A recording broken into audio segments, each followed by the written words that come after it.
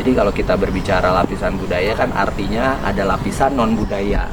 Nah, inilah yang salah satu menjadi perdebatan gitu ya selama ini soal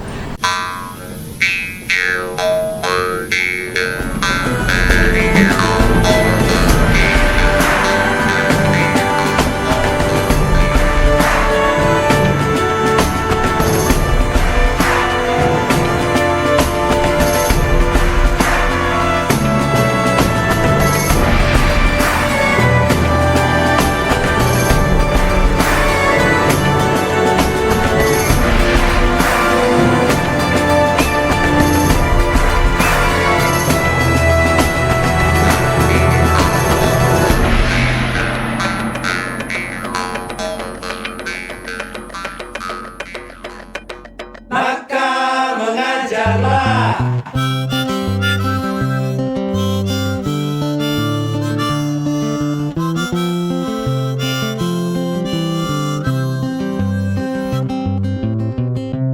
Ada orang yang tak mengerti di setiap ilmu yang kau kuasai.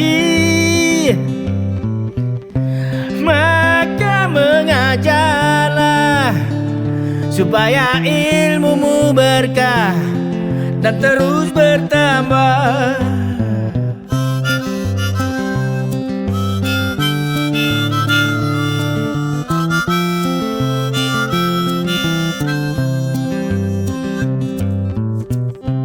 Ada orang yang tak paham di setiap pengertian yang kau dapatkan. Yang pasti kami memang ini mengatasnamakan dari institusi perguruan tinggi, dalam hal ini Fakultas Ilmu Pengetahuan Budaya Universitas Indonesia. Kami memang ada entitasnya di perguruan tinggi. Lalu yang kedua, tim ini memang berlatar belakang berbeda-beda gitu ya, dan salah satunya yang ada di sini gitu ya, Mas Jalu.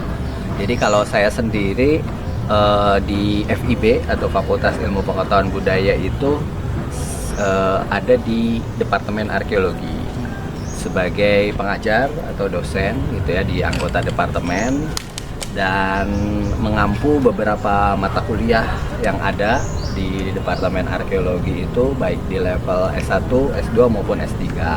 Kurang lebih mata kuliah yang saya ampu terkait dengan arkeologi Islam, kemudian perekaman data gitu ya, arkeologi digital gitu. Lalu hal-hal yang berkaitan dengan arkeologi transdisiplin atau arkeologi yang berkaitan dengan berbagai disiplin ilmu. Nah, itu kurang lebih background saya ya, Mas Jalu. Itu sebagai perkenalan gitu. Oke, yang sekarang jadi apa? Koordinator? Oh, untuk kegiatan di Gunung Padang ini saya lebih tepatnya diminta ya. Lebih tepatnya Dipaksa kan? atau dipaksa atau bahkan diceburkan gitu ya. Bukan dipaksa lagi. Diminta menjadi koordinator ya, koordinator pelaksana sebetulnya. Jadi posisinya kami di sini sebagai pelaksana kegiatan gitu ya, di dalam kegiatan prapemugaran situs kawasan cagar budaya nasional Gunung Padang di Cianjur. Jadi mengapa itu dinamakan situs KCBN gitu ya singkatannya, jadi kawasan cagar budaya nasional Gunung Padang, karena memang situs Gunung Padang ini sudah ditetapkan menjadi cagar budaya nasional. Artinya secara pengelolaan ini langsung di bawah menteri gitu ya. Jadi ada level-level cagar budaya kan ya, penetapan gitu ya, dan Gunung Padang nih di bawah level menteri. Sehingga kegiatan-kegiatan yang berkaitan dengan situs cagar budaya nasional ini harus di bawah kegiatannya kementerian, dalam hal ini Kementerian Kebudayaan.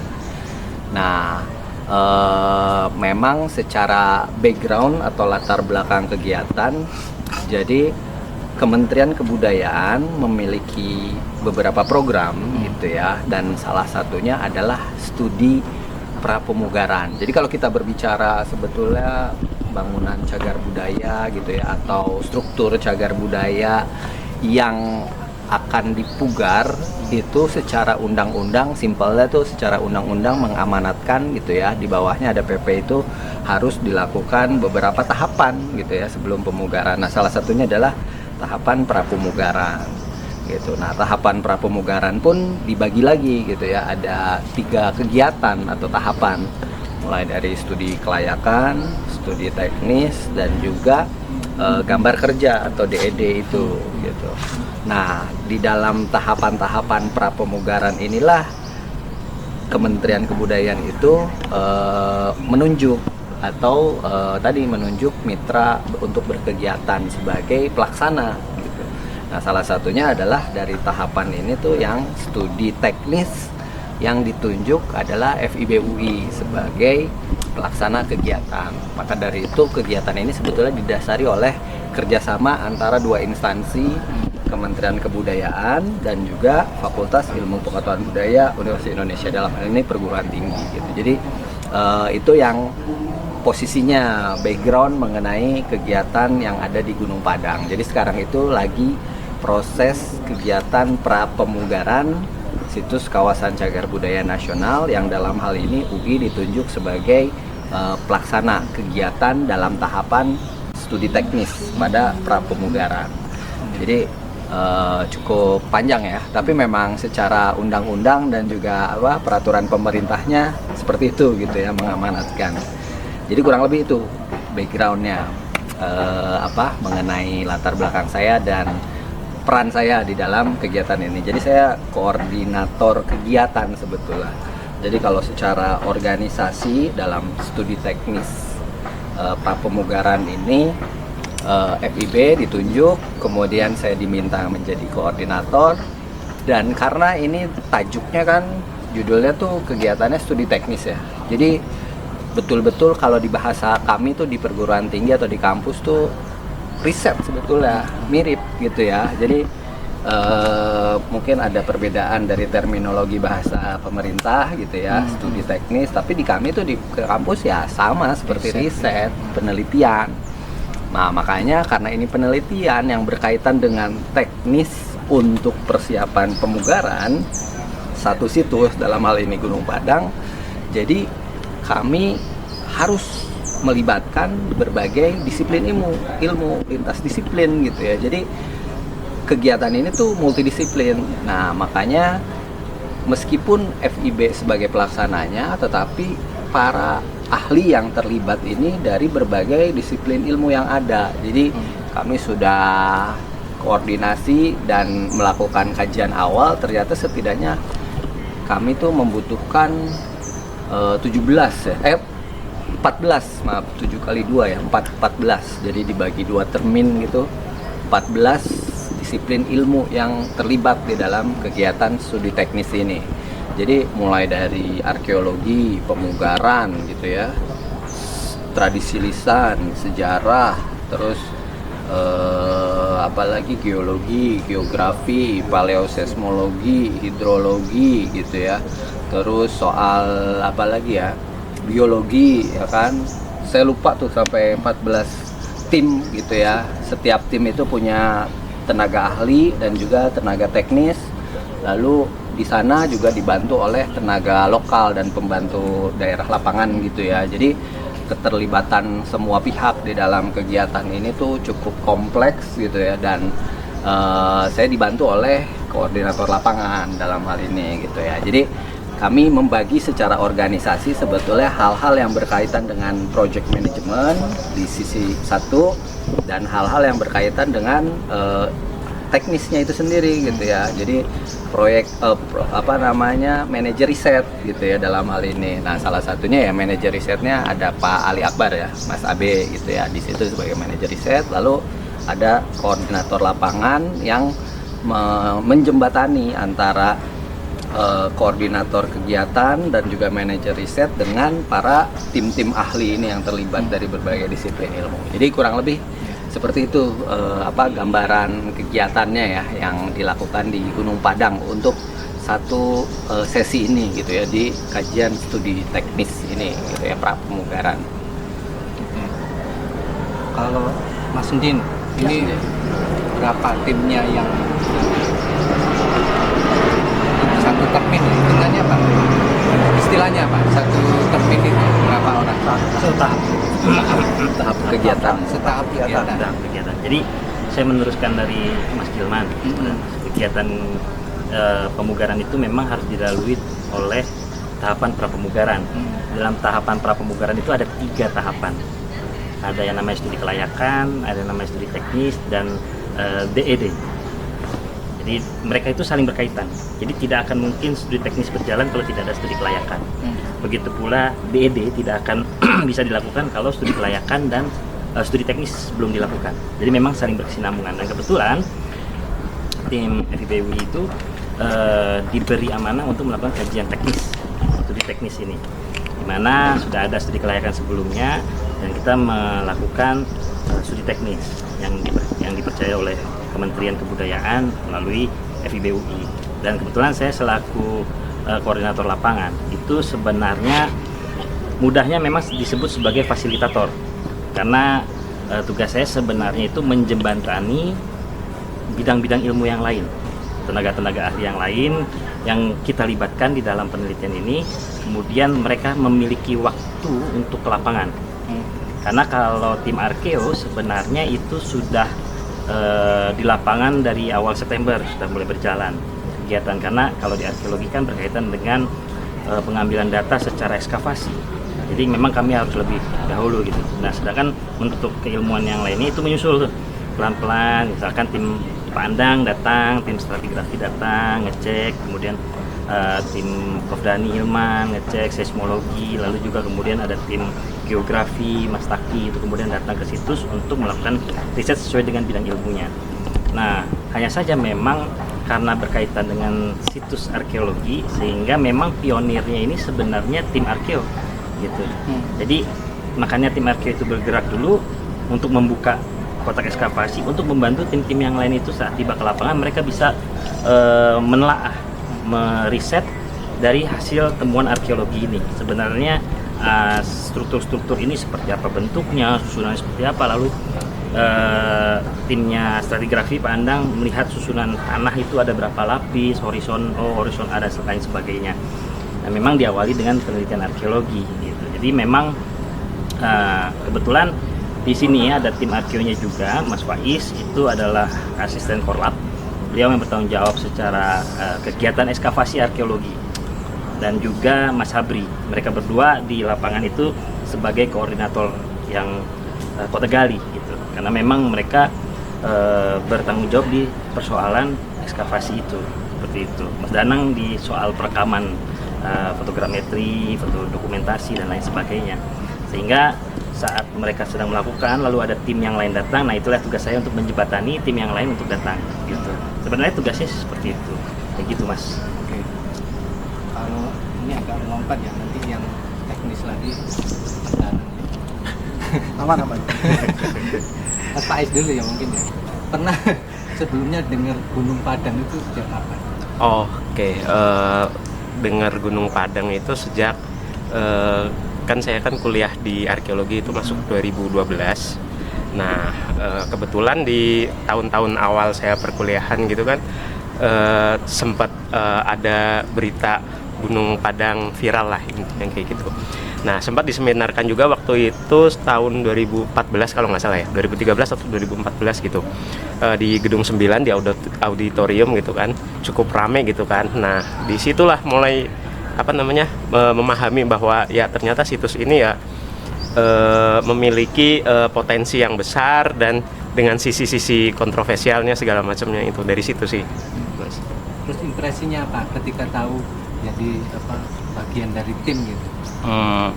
Ya ternyata seiring berjalannya waktu kan, beberapa kali sih memang saya sudah sempat ke sana ya sebelum ikut riset ini, misalkan seperti kayak kunjungan situs atau beberapa kali juga kan saya kan ada Indo Arkeologi ya, di situ kadang kita kayak guide gitulah, tour gitu kan ke situs-situs. Nah ya pertama-pertama sih awalnya kita masih belum begitu memahami ya, karena kan masih permukaan saja gitu kan.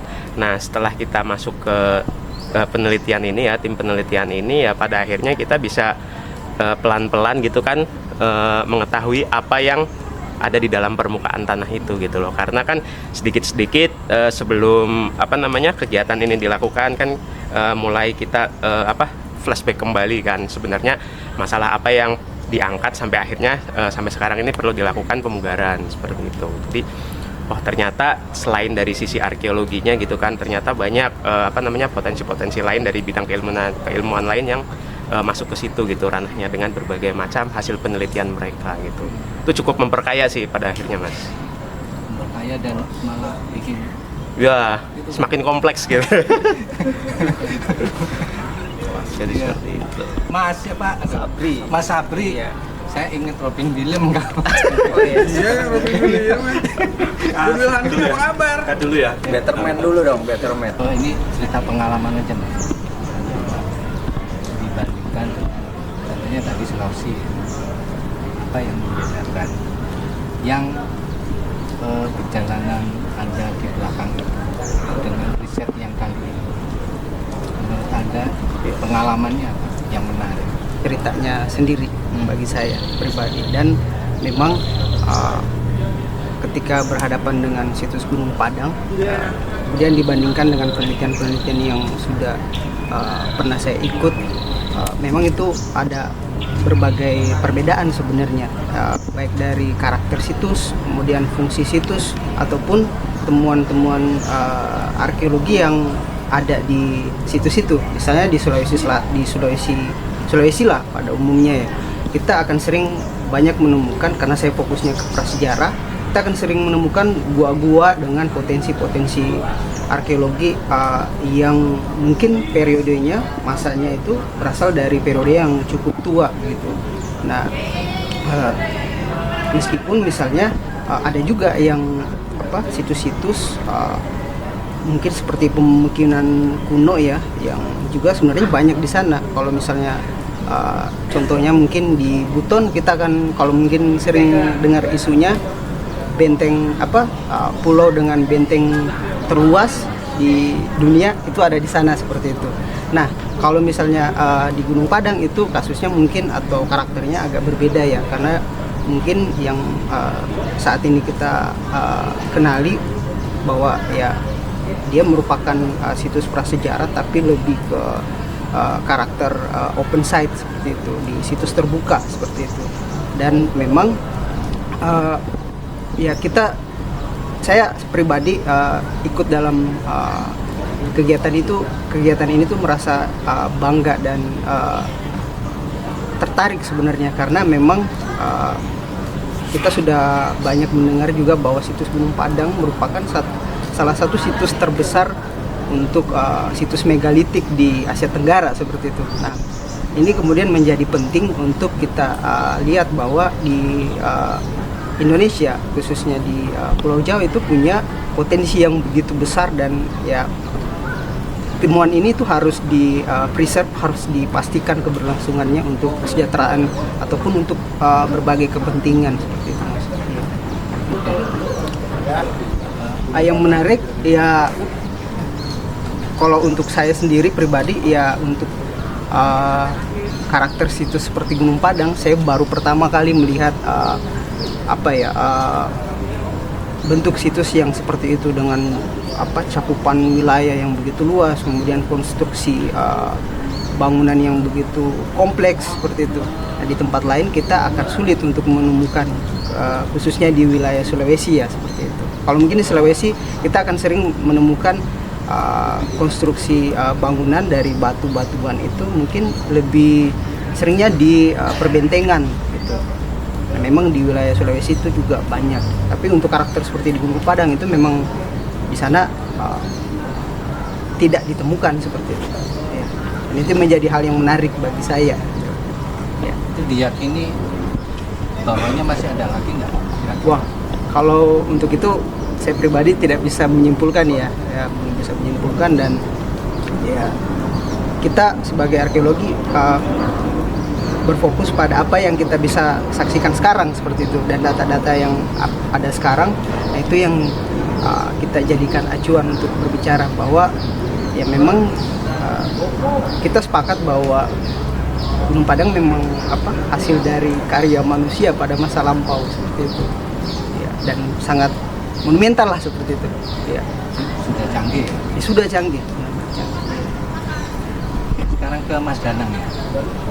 Mas Danang, kalau perekaman versi Fakultas Ilmu Budaya itu apa sih yang harus dilakukan secara teknis ya? Kira-kira sebetulnya memang sudah ada standarnya ya untuk perekaman dalam penelitian arkeologi gitu ya. Yang biasa kami lakukan gitu, pertama memang kita gambar secara manual gitu ya, di sketsa, digambar gitu, terus kemudian dilakukan pengukuran gitu ya dengan SOP-SOP yang udah ada. Nah, namun ada tambahan yang kita lakukan di Gunung Padang sebenarnya, yaitu kita coba untuk merekam secara 3 dimensi ya, menggunakan laser scanner. Nah, itu sebenarnya harapannya adalah biar kita juga bisa dapat data yang selengkap-lengkapnya ya gitu. Jadi dengan alat yang mumpuni, punya ketelitian yang tinggi, diharapkan juga itu bisa berguna untuk riset ya gitu.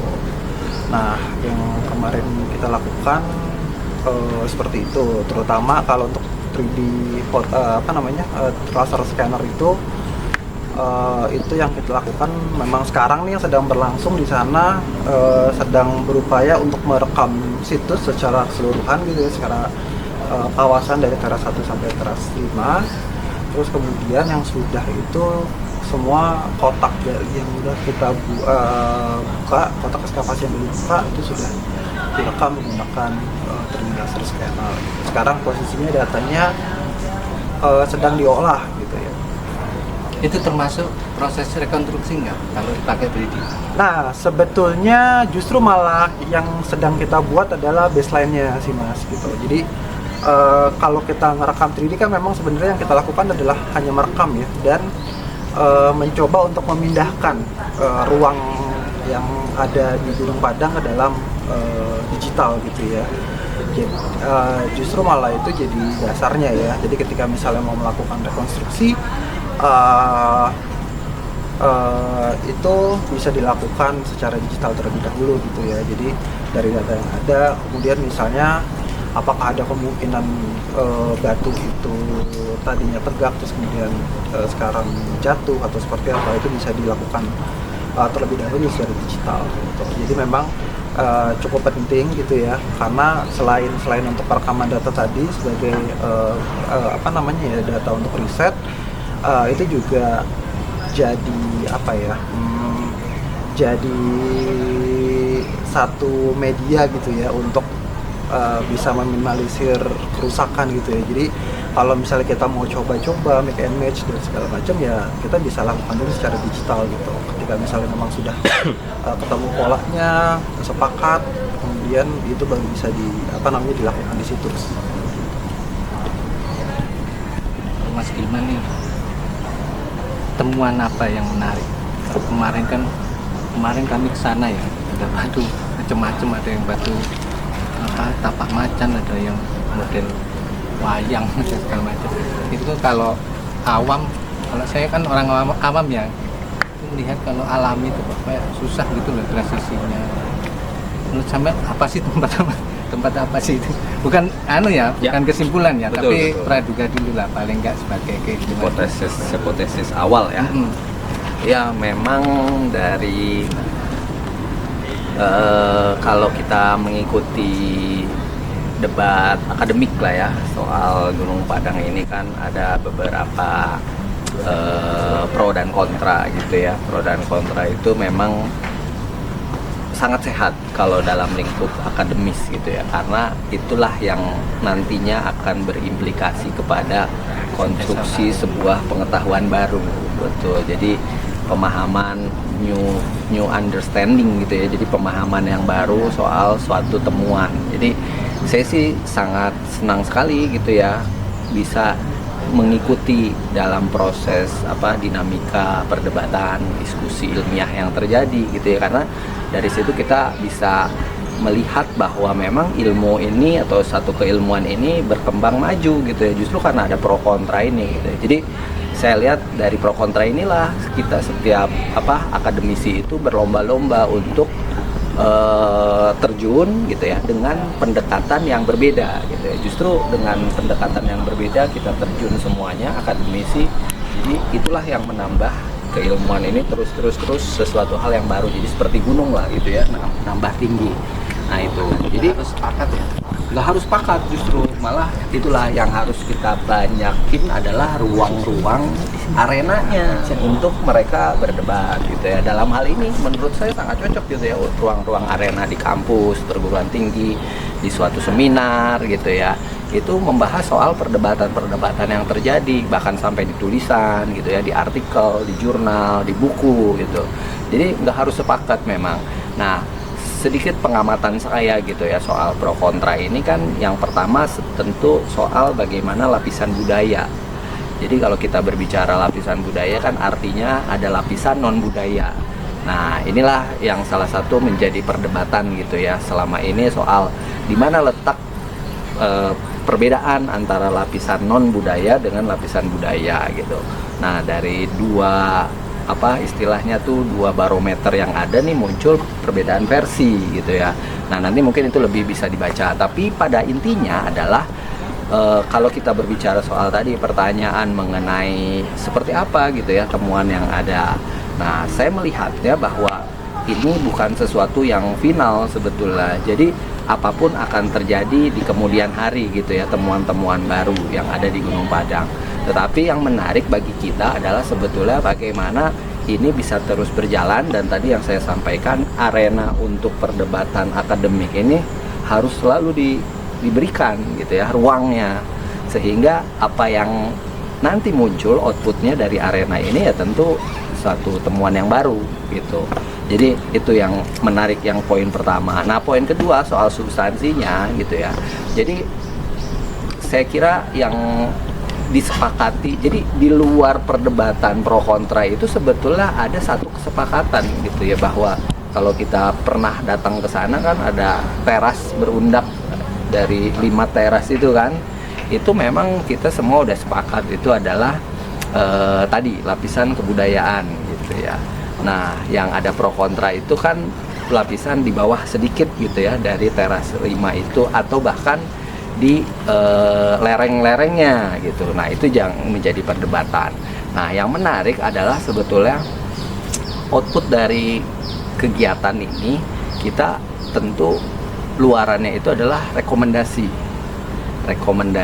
untuk tahapan pemugaran yang meskipun tidak akan bisa sama dengan masa ketika Gunung Padang ini dibuat, tapi setidaknya langkah-langkahnya sudah dikerjakan secara ilmiah gitu. Artinya bisa dipertanggungjawabkan kalau ilmiah.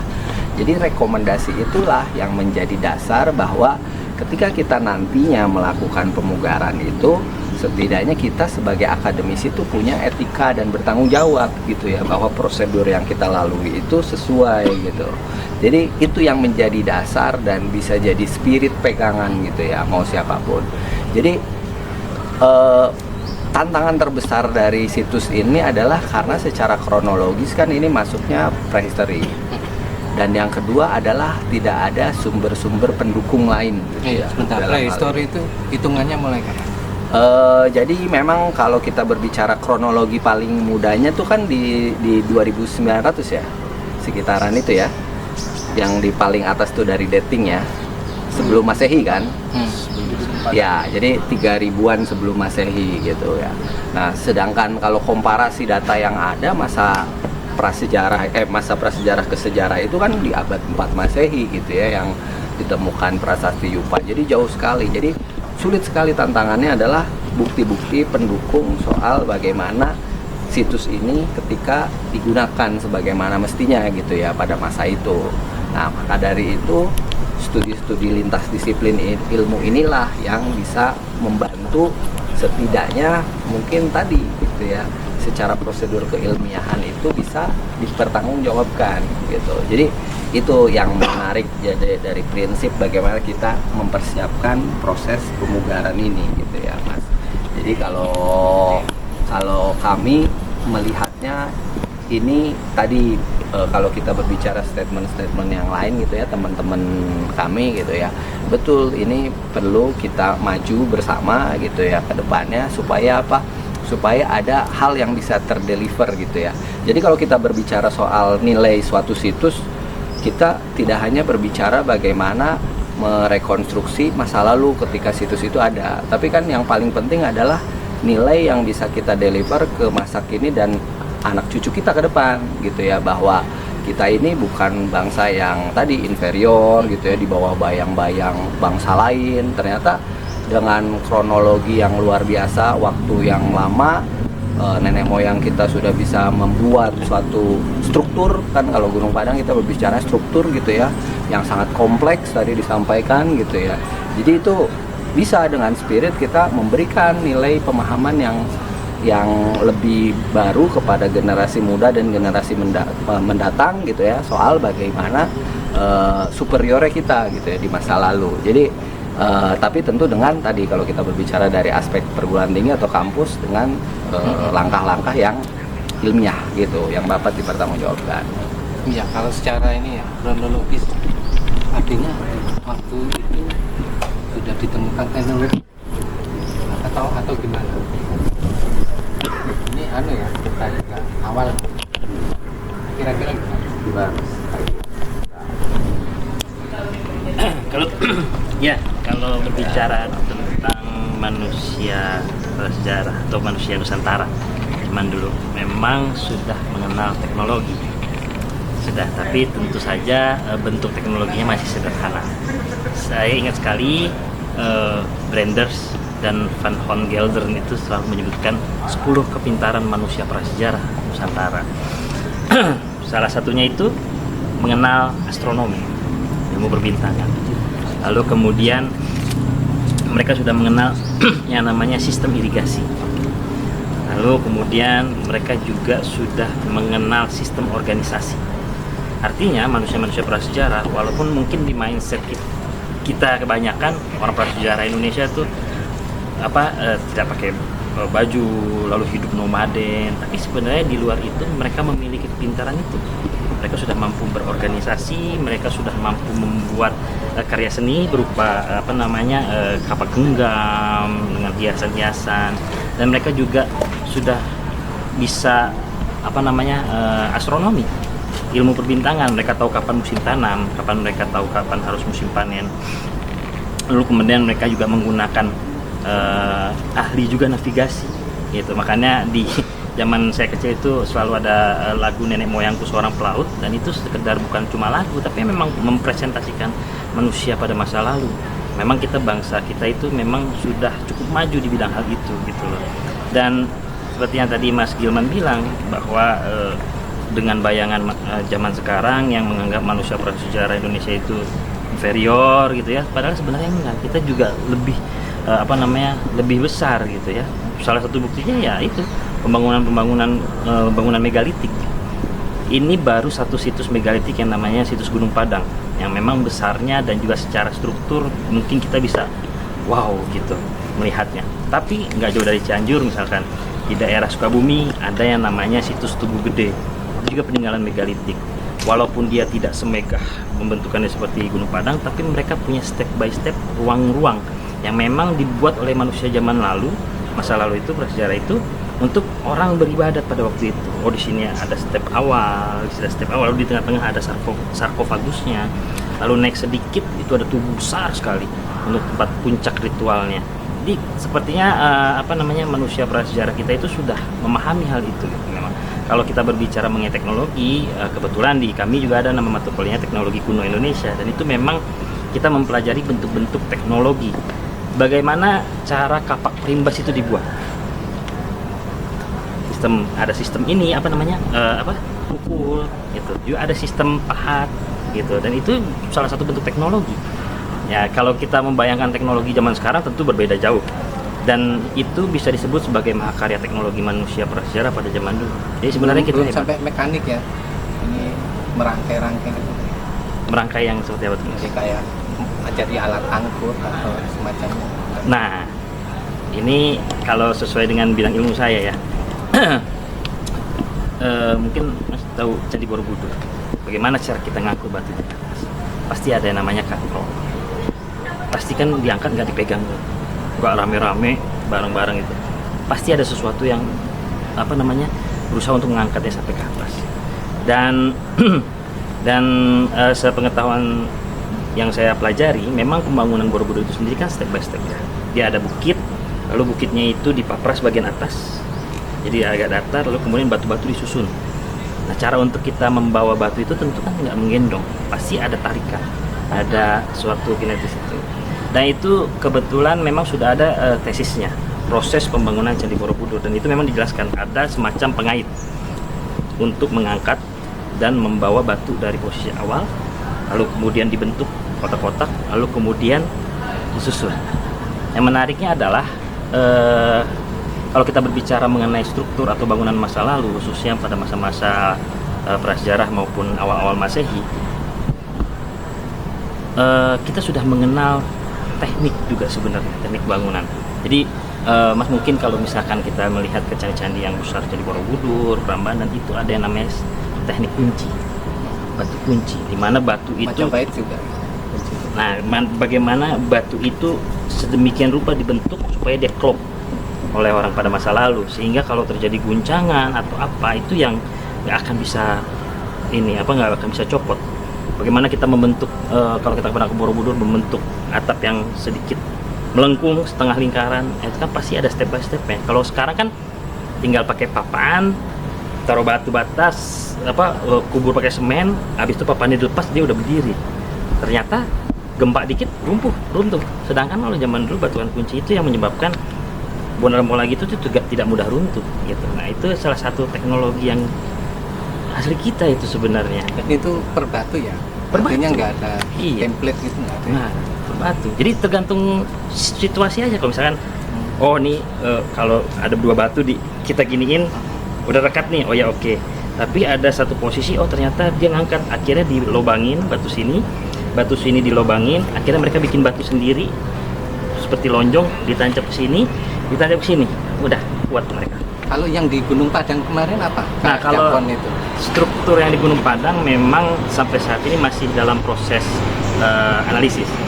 Tapi memang dari beberapa tulisan-tulisan sebelumnya memang ada campur tangan manusia.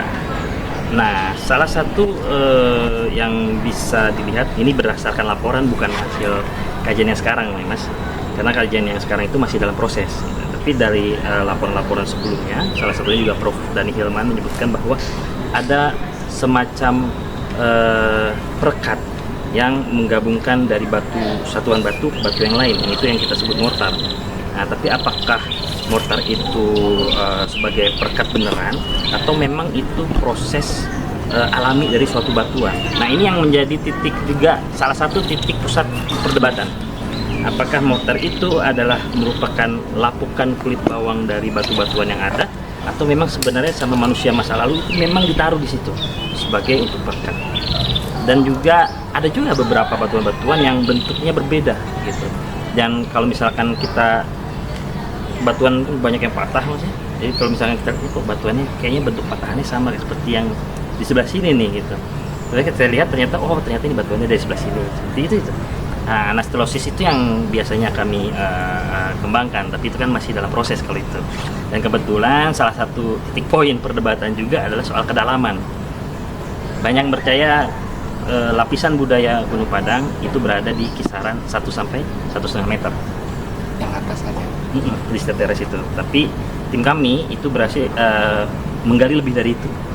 Dan bukti kebudayaannya juga, lapisan budayanya masih cukup kuat. Itu titik perdebatan. Nah, itu masih dalam proses itu. Belum bisa kita sebutkan sebenarnya secara gamblang, tinggal nunggu itu aja laporan. Mungkin itu, Mas. Kalau secara ini berapa hari Mas Danang di sana? Saya pulang pergi sebenarnya, jadi nggak Paling lama stay berapa? lama. Seminggu. Ya kurang lebih seminggu. Gitu. Apa yang menarik? Yang menarik Gunung Padang sebenarnya kalau dari segi saya sendiri ya secara pribadi gitu, memang tidak punya dulu ya, ketika kuliah tidak punya ketertarikan khusus gitu dalam untuk bahas sejarah gitu, karena jelimet mah susah.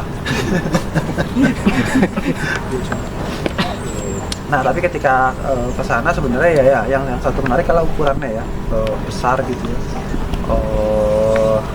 Terus kemudian diganti itu ukuran menentukan intelektual enggak? Artinya struktur tadi nyusunnya atau sebenarnya lebih ke cakupan situsnya ya gitu ya, itu besar. Yang menarik juga untuk saya pribadi ya itu seperti lereng-lereng gitu ya gitu. Jadi memang lereng timur, lereng barat ketika naik tuh kan memang ada semacam seperti talut gitu ya, seperti tanggul gitu yang bisa dilihat gitu ya di situ. Ya itu terus kesan pertamanya kayak datang itu, terus kemudian yang saya untuk saya pribadi gitu ya yang menarik juga ketika di teras 1 teras 2 ya yang ada talut tinggi gitu ya mau ke teras 3 ya Dinding teras 2. dinding teras 2 itu kenapa itu tertarik untuk saya, justru malah kayak saya kayak melihat ini ya seperti ada struktur tangga gitu ya, sisa gitu ya kelihatan tuh, jadi memang seperti disusun tuh gitu. Itu gitu. Jadi itu yang mulai teras berapa itu? dari Teras 1 ke teras 2. Ya, teras 1 ke teras 2. Ada pohon gede Mas, kalau kita naik tuh dari jalur tengah, kita masuk kan di depan kita ada kayak turap gitu. Turap Yang ya. tersusun dari batu-batu. Oh, itu Berantakan, itu tangganya. dinding teras. Cuma ada itu. Kalau Seperti foto-foto ada- lama ya. Seperti ada tangga. Seperti ada tangga. Gitu ya, seperti ada tangga gitu. Itu tahun berapa foto lama itu? Terakhir 80-an ya harusnya. 80-an. 80-an. artinya pernah direkonstruksi ya? Oh enggak, karena Enggak, itu waktu sesuai aslinya juga. kan ditemukan pertama tuh tahun 79, Iya. 78. Iya. Dan memang itu masih ada sisa itu. Dan Awalnya gimana dulu? Kira laporan warga tuh. Ya, kayak gitu-gitu laporan warga terus 1949 pernah diteliti oleh Jack Rock. Tapi sebagai sekedar laporan bahwa ada tinggalan di wilayah Gunung Padang ya, udah belum nama situsnya waktu ini. Gunung Manik kalau nggak Gunung salah. Manik kalau nggak salah. Sebutan Disebutkan dulunya. ada 4 teras gitu waktu pas disebutkan laporan pertama kali. Gunung Melati ya, Gunung Melati di dekat Gunung Melati ya. Statementnya tulis begitu. Ada 4 teras. Terus setelah ada tim riset ya yang tahun 79 kan ke sana gitu kan. Ternyata diteliti, di riset, terus beberapa juga coba dikupas ya, kan dulunya kan di situ kan tertutup banyak vegetasi kan, kita dibuka ternyata ada 5 teras. Yang awalnya juga kalau nggak salah disebutkan teras 5 itu ada makamnya ya kalau nggak salah ya, tapi ya ternyata ya kita masih belum tahu ya, masih perlu harus penelitian lebih lanjut gitu. Nah itu kan laporan-laporan yang sebelumnya itu, bahkan juga Itu bisa jadi rujukan nggak kalau di keilmuan? oh iya jelas, kalau di kami jelas, karena apa yang kami lihat sebelum melakukan ekskavasi arkeologi, kita melihat sumber literatur, kita melihat studi pustaka terlibat dahulu, karena secara nggak langsung apa yang kita lihat sekarang itu pasti ada perubahan, nggak sama seperti 10 tahun yang lalu misalkan Mas, atau jangan-jangan 20 tahun lalu dulu bentuknya nggak seperti ini. Nah, untuk menjustifikasi bahwa bentuk ini ada perubahan atau tidak di teras itu, ya kita perlu baca-baca laporan sebelumnya. Dan ternyata dari hasil itu memang ada beberapa bagian yang mengalami perubahan. Itu aja yang bisa kami sampaikan sekarang karena masih dalam proses penelitian. Tapi yang jelas memang tadi saya cukup ke-trigger dengan celutukan Mas, bahwa apakah secara ukuran itu menentukan intelektual gitu ya. Tapi kalau misalkan kita mau lebih terbuka, sebenarnya manusia prasejarah Indonesia itu sangat intelektual Mas. Mungkin kita hanya melihat situs Gunung Padang, situs yang paling besar, tapi di kawasan situ ada yang namanya situs Bukit Kasur. Oh, Ada di situs Bukit Kasur itu ada di Istana Presiden Cipanas. Kalau kita dari arah puncak, ada depan Istana Presiden persis ada jalanan ke kiri, lurus saja sampai bukit yang paling tinggi. Itu ada kaitannya nggak sama? Nah, kalau kaitan sebenarnya kita belum tahu ada kaitan, tapi yang jelas situs Bukit Kasur ini itu memang juga tinggalan dari masa megalitik. tapi bentuknya lebih sederhana, lebih kecil situsnya, tidak semasif Gunung Padang. Jadi kalau misalkan dibilang apakah ukuran Gunung Padang menandakan intelektual manusia masa lalu, itu saya bisa sebut iya, karena dengan bentuknya yang sangat super jelimet seperti itu, kalau memang itu dibangun oleh tangan manusia, dan apalagi para arkeolog itu setuju bahwa dindingnya Gunung Padang dan bagian atas itu adalah handmade semua, disusun oleh manusia. Artinya memang kemampuan kita untuk membangun bangunan semegah itu memang sudah mumpuni gitu, sudah oke gitu. Jadi memang sangat intelektual, dan bisa jadi Gunung Padang dulu itu masa prasejarah pusatnya ritual-ritual orang prasejarah di kawasan Jawa bagian barat. Masuk ilmu perbintangan ya? Bisa jadi. Tapi yang jelas kalau kita melihat dari laporan-laporan literatur kan dia berorientasi ke Gunung Gede Pangrango, gitu. Tapi kan nggak paling tinggi ya di daerah situ ya? Nggak paling tinggi, memang ada bukit-bukit lainnya yang paling tinggi memang. Kalau pertimbangannya apa kira-kira? Kenapa menentukan posisi itu? Nah kalau itu memang kita nggak ada yang tahu kenapa harus di situ gitu, orang zaman dulu gitu. Tapi kalau kita bisa berinterpretasi karena memang sudut pandang ke Gunung Gede Pangrango itu lebih luas di Gunung Padang daripada perbukitan lain. Itu Mas.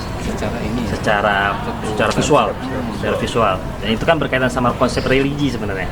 Tapi itu sifatnya interpretasi Mas. Bisa dibantah oleh kapanpun. Tapi yang jelas semua situs prasejarah yang ada di sekitaran Cianjur, situs Bukit Kasur, lalu ada situs satu lagi itu di dekat tugu bukunya Kota Cianjur, saya lupa, sama situs Gunung Padang, semua orientasinya ke Gunung Gede Pangrango. Mengapa seperti itu? Karena di masa prasejarah secara konsep religi mereka itu sangat ancestor worship, memuja roh nenek moyang. Di mana nenek moyang itu berada? Di puncak gunung. Jadi roh-roh nenek moyang itu atau tetua-tetua adatnya yang sudah meninggal, mereka dipercaya pindah tempat. Di mana mereka tinggal? Di puncak gunung. Sehingga kalau gunungnya ada bencana alam karena gunung, mereka selalu orientasinya roh nenek moyang sedang marah, sehingga mereka kemudian membuat semacam tempat atau penanda untuk merujuk ke gunung itu. Nah ternyata dari laporan geologi, Gunung Gede dulu lebih tinggi daripada Gunung Pangrango, kemudian meletus sehingga menyisakan bentuk Gunung Gede yang sekarang, lebih rendah daripada Gunung Pangrango. Artinya letusan Gunung Gede itu pasti sangat masif, sehingga dirasakan oleh banyak orang situ, sehingga muncullah tuh situs-situs yang kecil tadi, situs Bukit Kasur, situs gitu, sebagai bentuk penghormatan terhadap roh nenek moyang. Akhirnya Pangrango yang tinggi ya? Akhirnya Pangrango itu tulisan saya. Oh gitu. Jadi, mungkin baru pada tahu kali. Tulisan saya yang kebetulan waktu itu jadi bahan tugas kuliah. Saya kebetulan juga teman ke situs Bukit Kasur, ke situs satu lagi tuh yang saya sayang sekali lupa nama situsnya. Ada satu situs lagi di daerah dekat Sukabumi tapi arahnya ke Gunung Gede Pangrango. Semuanya seperti itu. Orientasinya selalu ke Gede Pangrango. Kalau misalkan kita ditanya kenapa? Ya karena memang ancestor worshipnya mereka itu tinggal di Gunung Gede. Makanya namanya kan Gunung Gede, bukan Gunung Kate. Karena lebih gede dari Pangrango. Gitu Mas. Cara keterangan ini. Tapi ini interpretasi. Iya. Kalau ini menurut Mas Faiz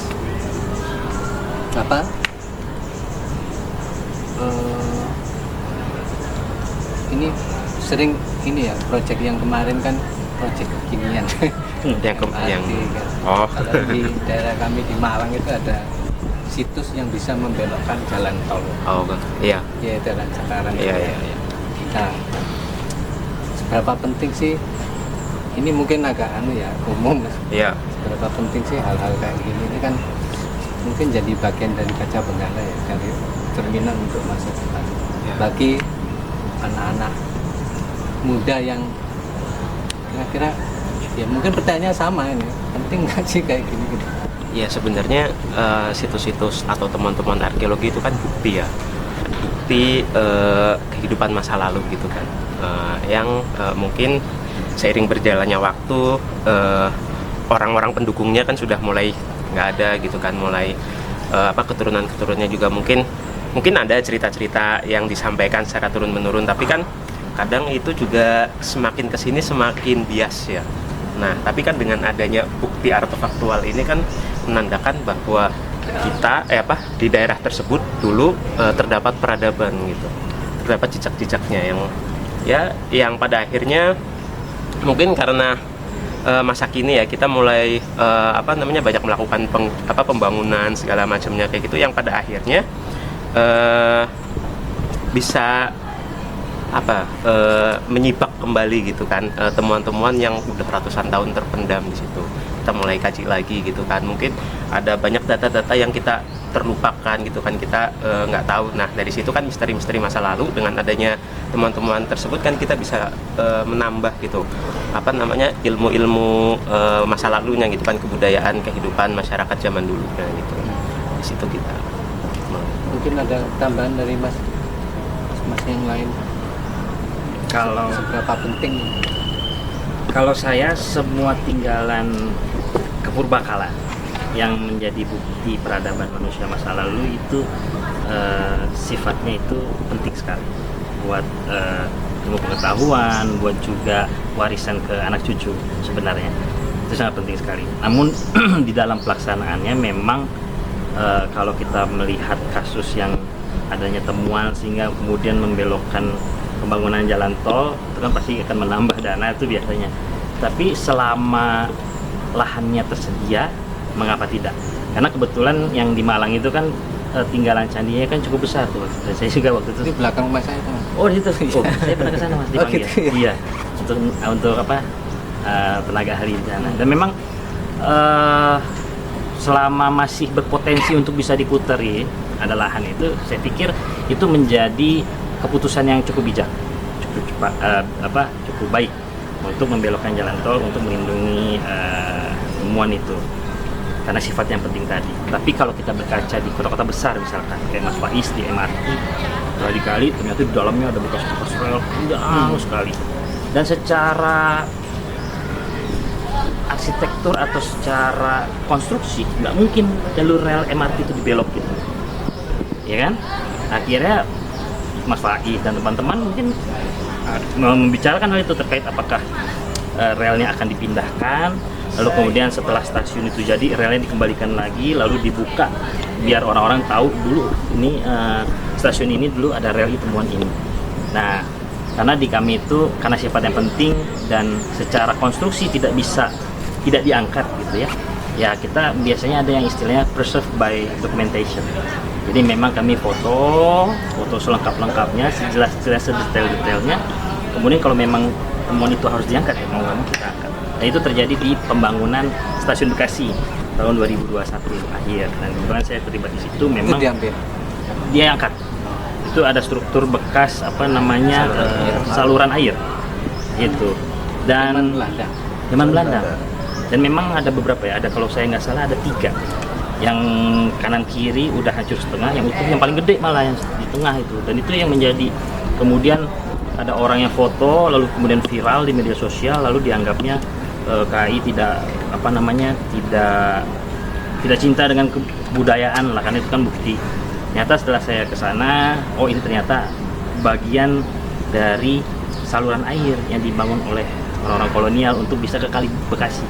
Karena wilayah itu wilayah rawa, sehingga kemudian karena mau dibangun stasiun Bekasinya kan mau diperluas dicakepin Mas, dan itu adalah jalur rel yang akan dilewat. Ya kita sebagai arkeolog kemudian memberikan beberapa opsi tentu saja, karena tadi sifatnya sangat penting, jadi tetap saja akhirnya kita preserve by documentation tadi, kita rekam sejelas-jelasnya, kemudian diangkat dengan bentuk utuh. Kalaupun tidak bisa utuh, setidaknya kita ada rekamannya, jadi nanti kalau pas diangkat ternyata patah apa kita bisa sambung kembali, lalu kemudian saat stasiunnya jadi kita bisa pamerkan itu di pojokan dari stasiun, kalau dulu di sini ada saluran air dan sebagainya kayak gitu. Dan itu kembali lagi tergantung kepada situasi dan kondisi sebenarnya. Kita tidak memaksakan kalau tol itu harus belok sebenarnya, bisa saja jadi naik gitu, tergantung dengan situasi saat itu. Dan khususnya di Malang mungkin aja karena banyak lahan sehingga bisa dibelokkan gitu. kayak gitu mungkin teman Mas Sabri. Mas Sabri, Nah, bro.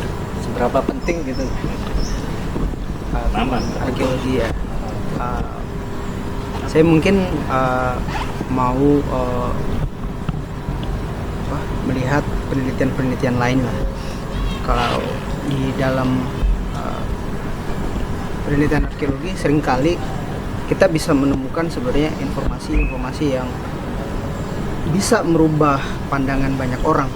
Misalnya contoh kasus misalnya temuan baru-baru ini di wilayah Sulawesi Selatan itu di Sopeng. Jadi peneliti baru-baru menemukan artefak batu yang diperkirakan itu berusia 1,9 juta yang lalu, juta tahun yang lalu, 1,9 lah. Nah ini kemudian memberi apa ya, wacana baru, gambaran baru terhadap kita bahwa manusia di Pulau Sulawesi itu sudah sampai di sana pada periode 1,9 juta tahun yang lalu, yang sebelumnya itu diperkirakan mereka belum bisa sampai ke wilayah Sulawesi karena posisinya yang terisolasi lah pada periode itu. Tapi ternyata manusia, bukti menunjukkan bahwa ya manusia bisa sampai di Pulau Sulawesi, yang mana pada masa itu jarak antara Pulau Kalimantan ataupun Jawa dengan Sulawesi itu terputus, tidak ada jarak. Lalu pertanyaannya kemudian bagaimana mereka melakukan migrasi itu? Nah ini yang mendorong kita untuk berasumsi bahwa ya pada masa prasejarah mungkin orang-orang atau leluhur kita punya kemampuan yang di luar dari ekspektasi kita sekarang, seperti itu. Kalau misalnya contoh lain, misalnya di kajian lain, misalnya di gambar cadas, gambar gua, sebelumnya orang berpikir bahwa gambar-gambar itu hanya ada di wilayah Eropa yang tua, sekitar 35.000 tahun yang lalu, itu hanya ada di Eropa. Hasil penelitian terbaru menunjukkan bahwa di Indonesia kita menjadi salah satu wilayah di mana temuan itu ditemukan pada periode yang lebih tua bahkan dengan yang ada di Eropa. Ini kemudian penting bahwa menunjukkan bahwa ya pengetahuan manusia, kalau kita merujuk ke wilayah Indonesia misalnya, kita bisa mengatakan bahwa pengetahuan leluhur kita pada masa 40.000 tahun yang lalu atau mungkin sampai 50.000 tahun yang lalu itu tidak sesimpel yang mungkin selama ini kita bayangkan. Sistem pengetahuan mereka, kognisi mereka itu sudah pada tingkat yang cukup maju sebenarnya, seperti itu. Nah, kalau dikaitkan dalam konteks Gunung Padang misalnya, kemudian kan timbul perdebatan misalnya, masa mungkin manusia pada periode itu sudah mampu membuat peralatan konstruksi struktur yang begitu masif. Ya, kita bisa kembali kepada penelitian-penelitian sebelumnya bahwa itu bisa terjadi. Nah, mungkin itu yang belum bisa kita lihat secara objektif, dan pemahaman kita yang selalu menganggap bahwa manusia prasejarah misalnya itu selalu terkesan tidak mempunyai teknologi yang canggih, mungkin ya seperti itu. Tapi kalau kita lihat temuan yang lain, sebenarnya kita sudah bisa menjawab bahwa apa yang kita pahami sekarang sepertinya tidak sesederhana itu, seperti itu. Nah, ini menjadi penting untuk kita sampaikan ke generasi-generasi sebelumnya, saya pikir ya. Oke, Mas Danang. Mungkin ini ya, aku menambahkan gitu ya dari teman-teman. Kalau pertanyaannya penting atau tidak, ya mungkin tadi Mas Haidir, Mas Faiz, Mas Abi juga sudah menjelaskan gitu ya, betapa pentingnya tinggalan itu, material culture itu untuk sebagai bukti dan identitas gitu ya. Terus kemudian menurut saya gitu ya, yang jadi PR lagi adalah bagaimana cara kita untuk dalam tanda kutip gitu, ataupun memanfaatkan itu gitu. Jadi tinggalan-tinggalan yang ada sekarang gitu kan